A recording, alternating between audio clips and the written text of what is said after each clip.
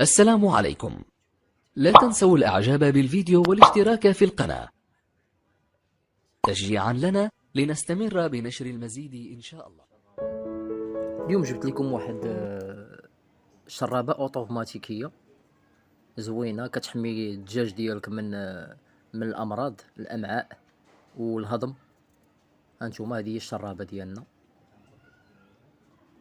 هانتوما كنشدو بيدو، كنديروا ليه واحد الفتحة من الفوق فين نخشيو يدينا باش نزيرو واحد. كنتقبوه بالطورنوفيس، كنديرو ضروري طورنوفيس فوق العافية باش كنتقبو قد هذيك الفيلطاج، ما كنوسعوش التقبه مزيان. هانتوما عندنا واحد الكرو هو اللي كنسدو به من الداخل. هانتوما تشوفوا، حاولوا تهزوها شي شويه للفوق. هانتوما هكا كتجي على هذا الشكل هذا. ملي كتعمر كتهبط، فيما كتخوى كتطلع اوتوماتيكمون. ملي كتعمر كتحبس، ما كتبقاش تقطر. في نفس الوقت كتولي انت ماشي كل ساعه كتبدل الماء. انا دابا ان شاء الله غنقوم بالتزيير ديالها. كاين واحد الكرو وكاينه واحد الجلده هي اللي كتبقى من برا. غنزيروه على، المهم نزيروه حتى ما يبقاش يتزعزع.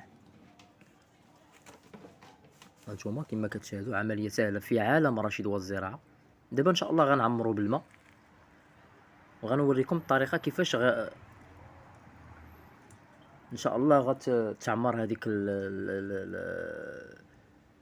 هاد الشرابه هادي. هانتوما هاد الشرابه الثمن ديالها رخيص، كدير تقريبا شي 15 درهم. اللي بغاها مرحبا والف مرحبا، نجيبها له بحال تسخر ليه الدنيا هانيه. هي حاولوا الدجاج دابا متعرض لبزاف ديال الامراض. هانتوما وتا القرعه تتبقى في حتى الماء تيبقى نقي. هانتوما تا الدجاج ديالنا، او بالنسبه انا عندي الدجاج ديال الفيوم والخليط السلالات. هانتوما كما كتشوفوا كتشاهدوا. نتمنى تبارطاجيو هذا الفيديو هذا مع الناس اللي عندهم الدجاج والحمام والطيور وكل شيء. شرابه زوينه واقتصاديه. تهلاو ليا في راسكم، ونتلاقاو ان شاء الله في فيديو اخر ان شاء الله بحول الله. مع السلامه.